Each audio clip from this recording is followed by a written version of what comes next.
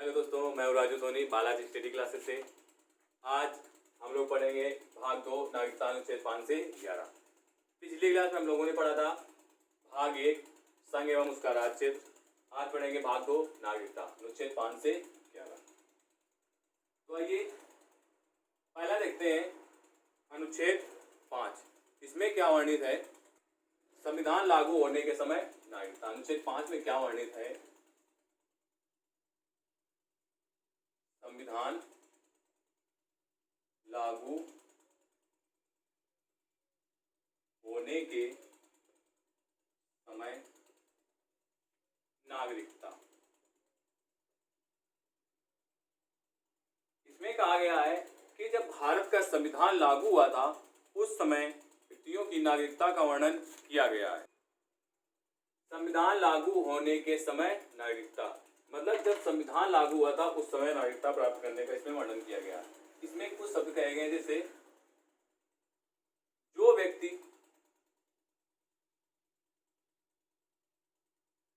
भारत या उसके राज्य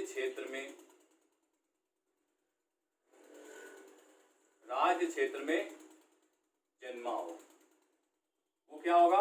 वो भारत का नागरिक कहलाएगा अनुच्छेद 5 के अंतर्गत। दूसरा पॉइंट है इसमें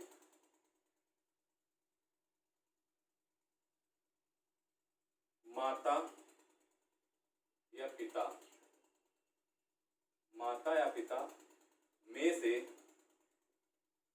या पिता में से कोई एक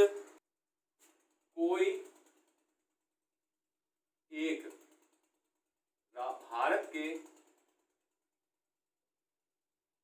राज्य क्षेत्र में जन्मा हो। मतलब इसमें कहा गया कि जो व्यक्ति भारत या उसके राज्य क्षेत्र में जन्मा हो भारत का नागरिक कहलाएगा। इसमें कहा गया उसके माता पिता मतलब जो व्यक्ति है उसके माता पिता में से कोई एक भारत के राज्य क्षेत्र में जन्मा हो तो वो भी भारत का नागरिक कहलाएगा। अब इसमें क्या है? तीसरा पॉइंट है संविधान लागू होने के समय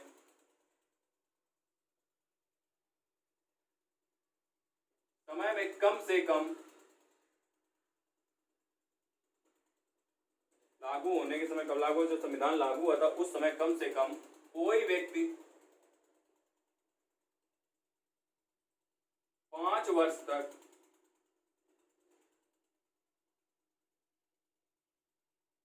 भारत का निवासी हो।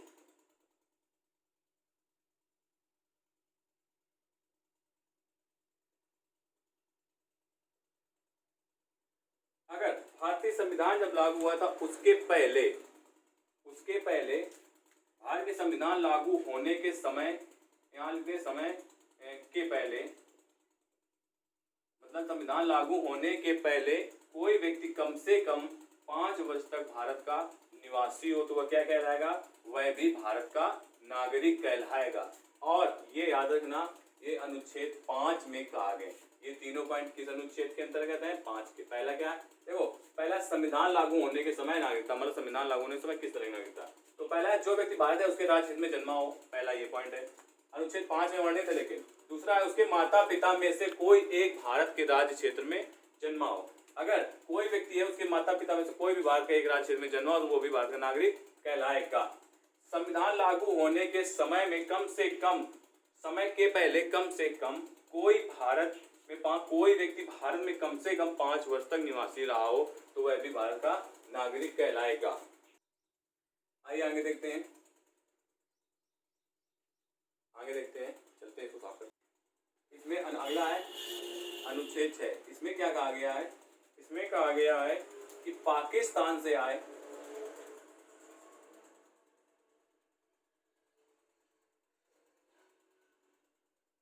व्यक्तियों के लिए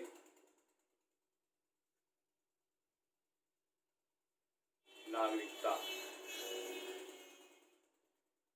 मतलब जो व्यक्ति पाकिस्तान से प्रव्रजन करके आए हुए भारत में हैं उनकी नागरिकता का प्रावधान अनुच्छेद 6 के अंतर्गत किया गया है। फिर से समझ लीजिए, जो व्यक्ति पाकिस्तान से प्रव्रजन करके भारत में आए हैं उनकी नागरिकता का प्रावधान अनुच्छेद 6 के अंतर्गत किया गया है। और ये कैसे, ये 2 शर्तों पर किया गया है, 2 शर्तों पर किया गया है। आइए जानते हैं वो 2 शर्तें कौन कौन सी हैं। देखो इसमें 2 शर्तें हैं, कौन कौन सी, देखो एक है 19 जुलाई 1948 से पहले आए व्यक्तियों की नागरिकता, आए व्यक्तियों के संबंध में नागरिकता, और दूसरा है 19 जुलाई 1948 के बाद आए व्यक्तियों की नागरिकता।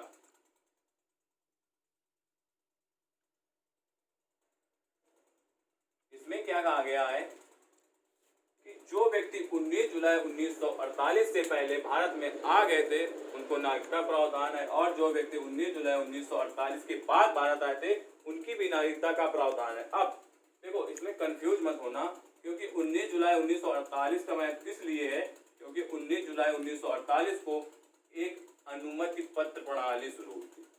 किसके किसके बीच, भारत और प्लस पाकिस्तान, भारत और पाकिस्तान के बीच। इसमें ये कहा गया था भारत ने कि जो व्यक्ति 19 जुलाई 1948 से पहले भारत में आ गए हैं वो व्यक्ति भी भारत के नागरिक होंगे। फिर इसके बाद ये पत्र प्रणाली चालू हुई, तो इसमें कहा गया कि इसमें पत्र में कहा गया कि 19 जुलाई 1948 के जो भारत में व्यक्ति आएंगे उनको भी भारत की नागरिकता दी जाएगी। आइए इसको साफ कर लेते हैं। अब अगला है पाकिस्तान। कौन सा अनुच्छेद 7 में क्या है, पाकिस्तान के लिए प्रव्रजन करने वाले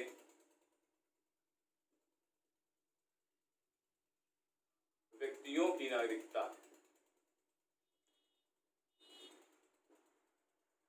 अब इसमें क्या है, मार्च 1947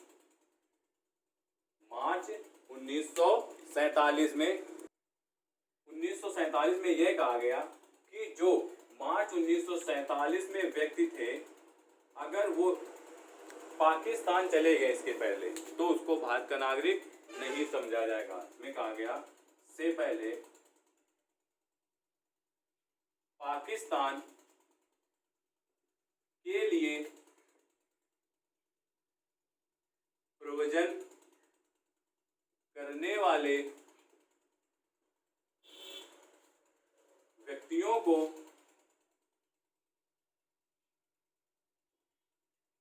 भारत का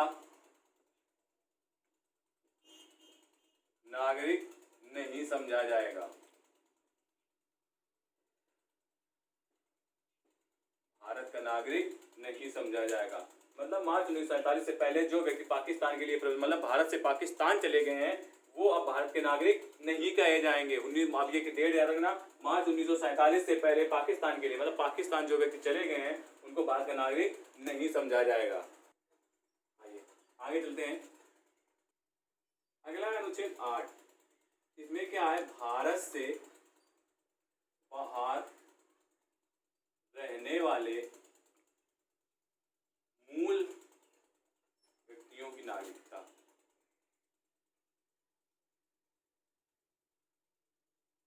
मतलब जो व्यक्ति भारत से बाहर रह रहे हैं लेकिन मूल रूप से भारत के निवासी हैं उनके लिए नागरिकता का प्रावधान अनुच्छेद 8 में किया गया है। देखो भारत से बाहर रहने वाले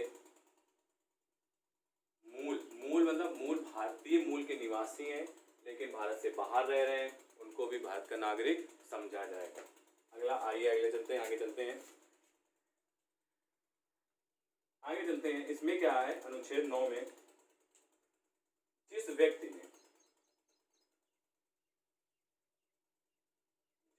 ने स्वेच्छा से विदेशी नागरिकता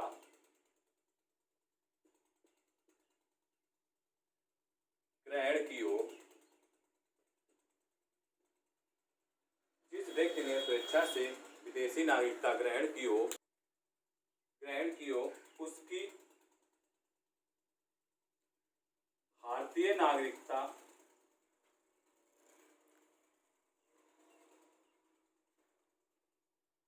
स्वयं ही समाप्त मान ली जाएगी।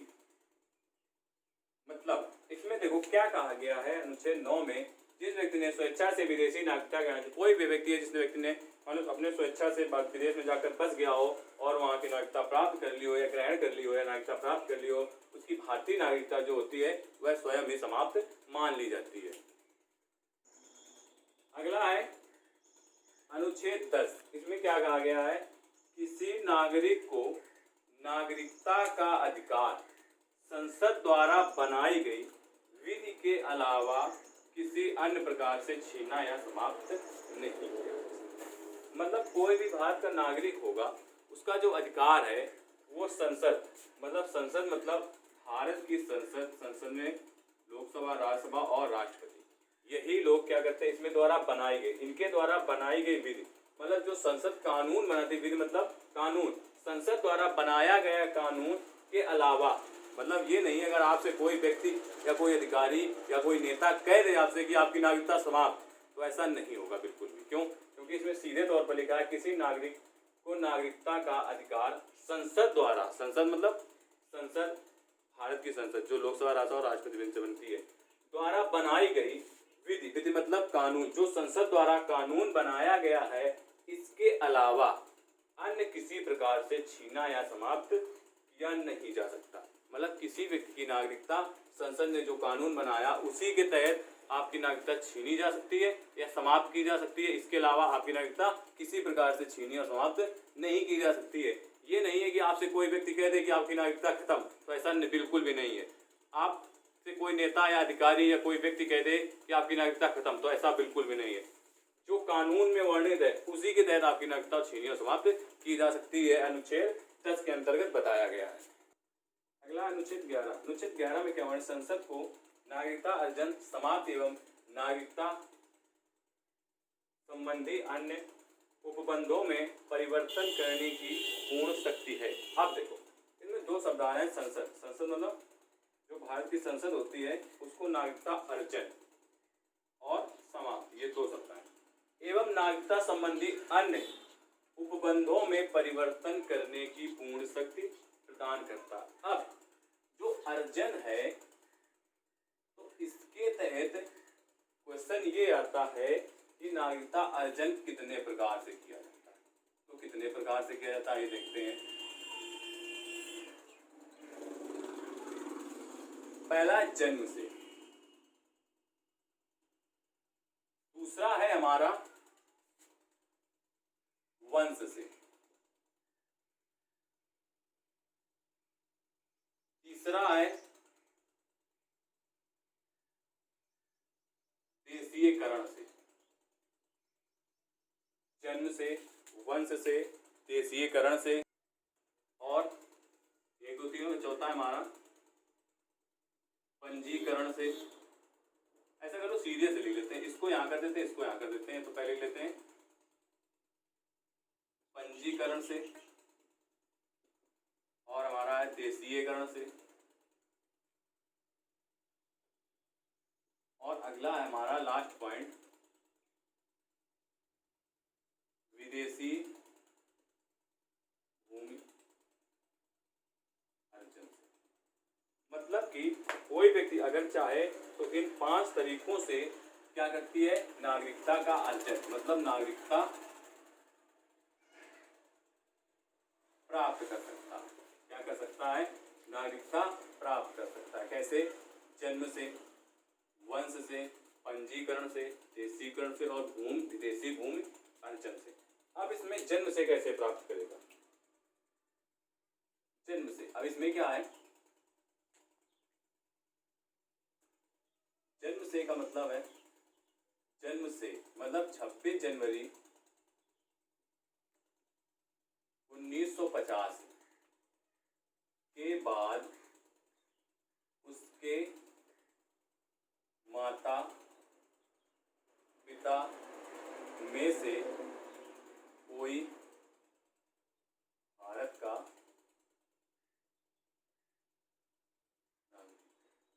मतलब अगर किसी व्यक्ति का 26 जनवरी 1950 के बाद जन्म होता है भारत में तो भारत का नागरिक स्वतः ही कहलाएगा।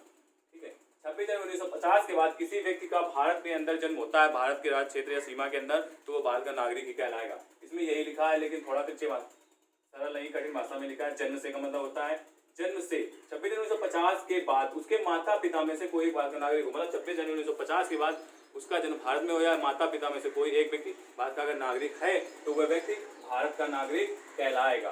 दूसरे पे आते हैं हम लोग वंश पे। वंश से का मतलब है 26 जनवरी 1950 के बाद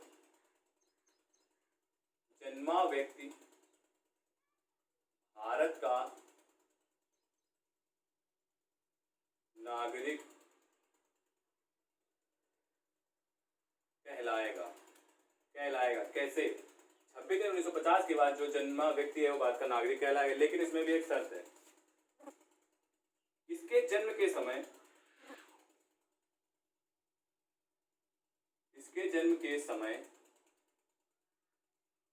इसके माता पिता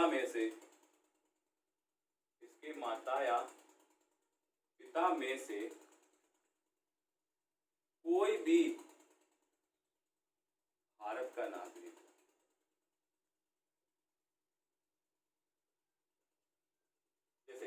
देखते हैं 26 जनवरी 1950 के बाद जन्मा व्यक्ति भारत का नागरिक ही कहलाएगा। इसके जन्म के समय इसके माता पिता में से कोई व्यक्ति भारत का, मतलब कोई व्यक्ति अगर भारत वंश से क्या होता है, अगर कोई व्यक्ति कहीं जन्मा हुआ है, ठीक है, और वो दावेदारी करता है कि मेरा वंश भारत में रहता था, तो हम भारत के नागरिक कहलाएंगे, लेकिन हाँ कहलाएगा वो। लेकिन जब उसका जन्म हुआ था तब उसके माता या पिता में से कोई भी एक व्यक्ति अगर भारत में उस समय निवास कर रहा था तो वह वंश के अधिकार पर भारत का नागरिक कहलाएगा। अगला है तीसरा पॉइंट, पंजीकरण द्वारा देखते हैं। जो व्यक्ति भारत का नागरिक नहीं है, वह निम्नलिखित शर्तों में से किसी एक संबंधित होने पर पंजीकरण द्वारा भारत का नागरिक बन सकता है।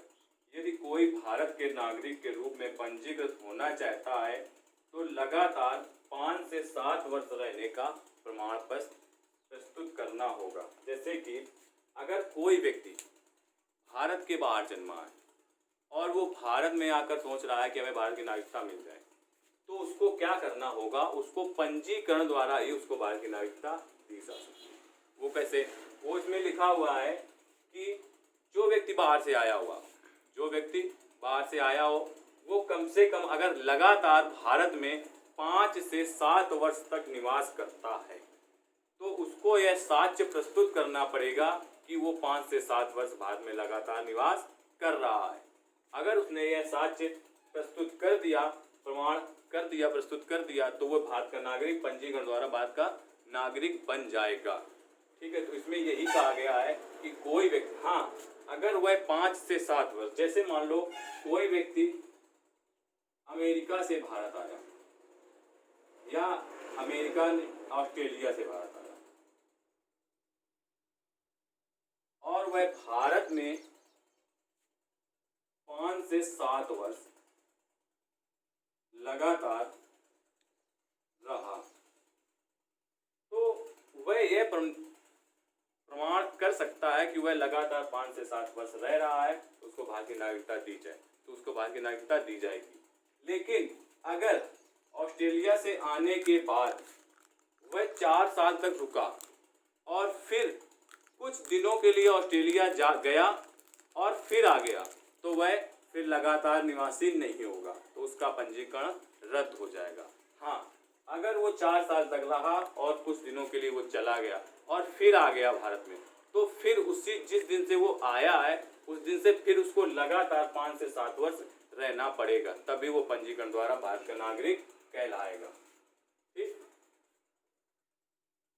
आइए आगे चलते हैं। देशीकरण द्वारा नागरिकता प्राप्त करना। ये कैसे नागरिकता प्राप्त की जाती है? किसी विदेशी नागरिक द्वारा, अगर कोई विदेशी नागरिक है वह भारत सरकार को आवेदन करके भारतीय नागरिकता प्राप्त कर सकता है।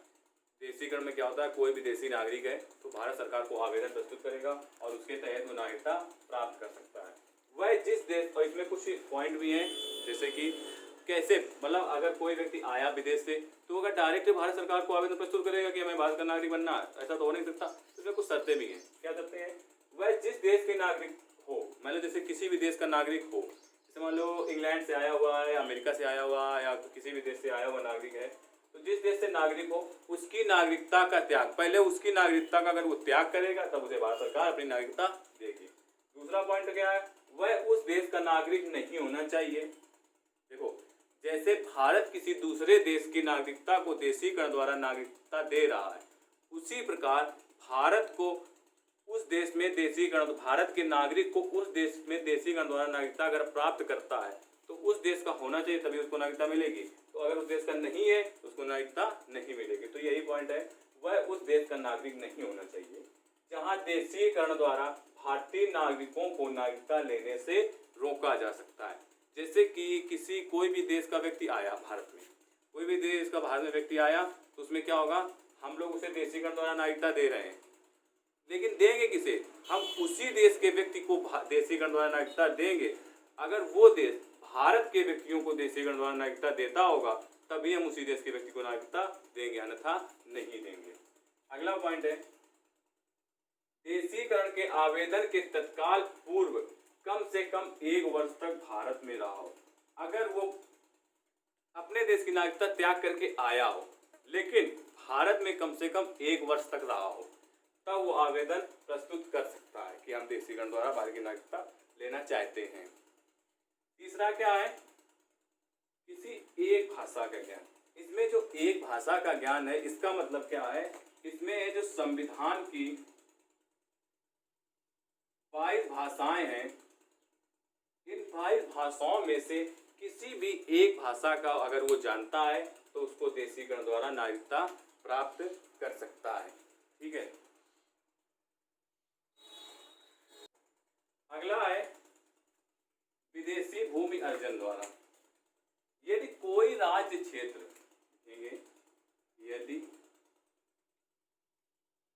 यदि कोई राज्य क्षेत्र भारत में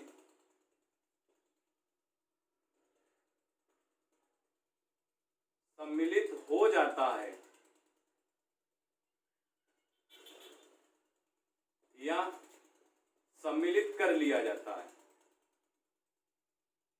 सम्मिलित हो जाता है या सम्मिलित कर लिया जाता है।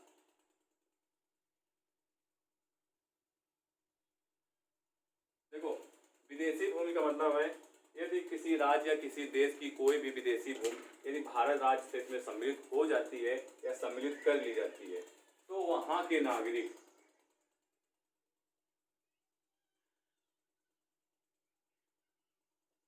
स्वतः ही,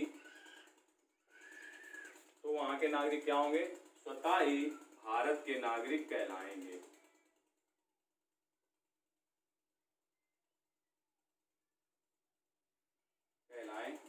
देखो, कोई भी राज्य क्षेत्र, मतलब कोई भी विदेशी क्षेत्र की भूमि या राज्य क्षेत्र अगर भारत में सम्मिलित कर मिला लिया जाता है भारत क्षेत्र में, या सम्मिलित हो जाता है, अपने आप हो जाता है, या मिला लिया जाए, सम्मिलित कर लिया जाता है, तो वहाँ के नागरिक, जितने वहाँ के निवास करने वाले नागरिक हैं, तो वो क्या, वो भारत के, मतलब स्वतः ही अपने आप ही भारत के नागरिक हो जाएंगे।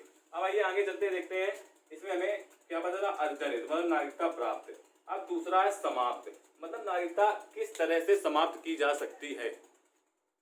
अब देखो, हमने बताया आपको नागरिकता प्राप्त कैसे की जा सकती है या अर्जन कैसे किया, आप बताते हैं नागरिकता समाप्त कैसे होती है। ठीक है, तो आइए देखते हैं। पहला 3 प्रकार से होता है, एक परित्याग द्वारा, पर्यावसान द्वारा और वंचित किया जाए। अगर किसी को वंचित किया जाता है तो नागरिकता उसकी समाप्त हो जाती है। इसमें परित्याग में क्या लिखेंगे, अगर कोई वयस्क व्यक्ति यह घोषणा करता है कि नागरिकता का त्याग कर रहा है, तो इस प्रकार की घोषणा केवल वही व्यक्ति कर सकता है जो भारत के अलावा अन्य किसी देश का नागरिक नहीं है। तो इसमें क्या लिखेंगे, अगर कोई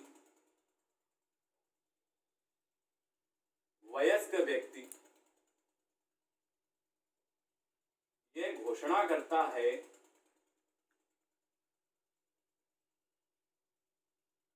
कि वह नागरिकता का त्याग कर रहा है। तो यह घोषणा केवल वही व्यक्ति कर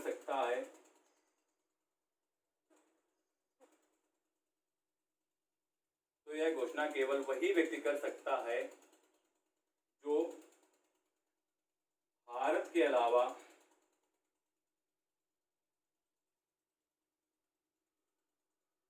अन्य किसी देश का नागरिक ना हो। ठीक, आइए देखते हैं।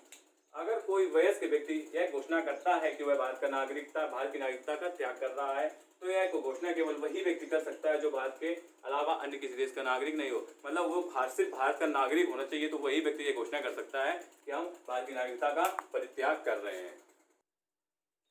अगला पॉइंट है पर्यावसान द्वारा नागरिकता को समाप्त करना।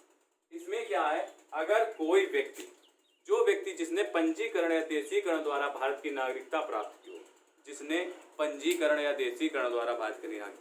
की हो, वह स्वेच्छा से किसी दूसरे देश की नागरिकता ग्रहण करता है, तो उसको भारत की नागरिकता खत्म की जा सकती है। तो इसमें हम लोग यही लिखेंगे, जिसने देशीकरण या पंजीकरण द्वारा भारत की नागरिकता, देखो, जिसने देशीकरण या पंजीकरण द्वारा भारत की नागरिकता स्वीकार की हो और स्वेच्छा से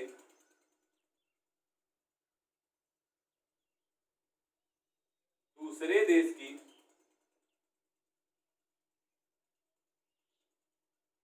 नागरिकता ग्रहण करता है,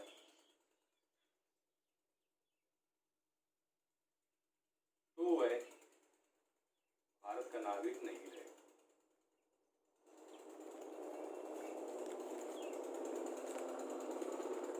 हमने आपको बताया, जिसने देशीकरण या पंजीकरण जो भी व्यक्ति देशीकरण या पंजीकरण द्वारा भारत की नागरिकता प्राप्त की हो और स्वीकार की हो और स्वेच्छा से दूसरे देश की नागरिकता ग्रहण कर लेता है। मान लो पहले भारत की नागरिकता प्राप्त की हो, कैसे? देशीकरण या पंजीकरण द्वारा। फिर वो क्या करता है, अपनी स्वेच्छा से, अपनी इच्छा अनुसार क्या करता है, दूसरे देश की नागरिकता ग्रहण कर लेता है या प्राप्त कर लेता है, तो वह भारत का नागरिक नहीं, तो वह अपनी नागरिकता का पर्यावसान द्वारा त्याग कर सकता है। अगला है, आइए चलते हैं आगे।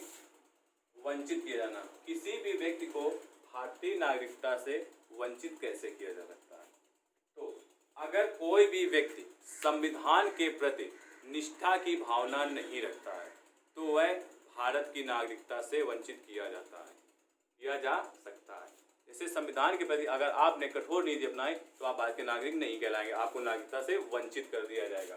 दूसरा है, अगर युद्ध हो रहा है किसी भी देश के समय और आप उस देश को क्या करते हैं, अपने देश की खुफिया बातें बताते हैं या उसका सहयोग करते हैं, उस दूसरे देश का मतलब शत्रु देश का सहयोग करते हैं, तो भी आपकी नागरिकता समाप्त कर दी जाएगी। तीसरा पॉइंट क्या है, किसी भारतीय नागरिक स्त्री हो या पुरुष हो, कोई भी भारतीय नागरिक हो, स्त्री हो चाहे पुरुष हो, एक दूसरे देश की मतलब किसी भी दूसरे देश स्त्री या पुरुष के साथ विवाह करने पर, अगर भारत की कोई लड़की है और किसी दूसरे देश के लड़के के साथ विवाह कर लेती है, तो भारत से वो चली जाएगी और उसे नागरिकता से वंचित कर दिया जाएगा। ठीक, लगातार 7 वर्षों तक अगर आप भारत के नागरिक हैं और आप लगातार 7 वर्ष तक भारत में नहीं रहे हैं, तो आपकी भारत की नागरिकता से वंचित कर दिया जाएगा। मतलब कि अगर आप 7 वर्षों तक आपका कोई अता पता नहीं है, गुप्त जीवन जी रहे हैं, तब भी आपकी भारत की नागरिकता रद्द कर दी जाएगी। मतलब यही है इसमें, लगातार 7 वर्षों तक भारत के बाहर रहने पर आपको भारत की नागरिकता त्याग करनी पड़ेगी। जो व्यक्ति भारत के बाहर रहते हैं, अगर लगातार वो 7 वर्षों तक भारत के बाहर रहते हैं तो उनको भारत की नागरिकता से वंचित कर दिया जाएगा। अब इसमें कुछ और चीजें हैं, जैसे कि आता है भारत में किस प्रकार की नागरिकता का प्रावधान है। तो याद रखना, भारत में एकल नागरिकता का प्रावधान है। मतलब एकल नागरिकता का मतलब होता है कि हम सब भारतीय हैं, मतलब इसमें सिर्फ भारत के लोग ही क्या कहलाएंगे, भारतीय नागरिक। ये कहाँ से लिया गया एकल नागरिकता, हमारा ब्रिटेन के संविधान से लिया गया है। ब्रिटेन के संविधान से लिया गया एकल नागरिकता। एकल नागरिकता में और दोहरी नागरिकता कहाँ की है, तो दोहरी नागरिकता अमेरिका की है। दोहरी नागरिकता में क्या होता है, दोहरी नागरिकता में संघ और राज्य की अलग अलग नागरिकता। लेकिन भारत में ऐसा कोई नियम नहीं है, भारत के जितने भी नागरिक होंगे वो सभी भारतीय ही कहलाएंगे। तो एकल नागरिकता प्रावधान भारत में है और ये ब्रिटेन के संविधान से लिया गया है। आशा करते हैं कि आप लोगों को आज का चैप्टर समझ में आया होगा। तो प्लीज़ वीडियो को सब्सक्राइब करें, लाइक करें और कमेंट जरूर करें। कमेंट करना बिल्कुल भी ना भूलें और हमें बताएं।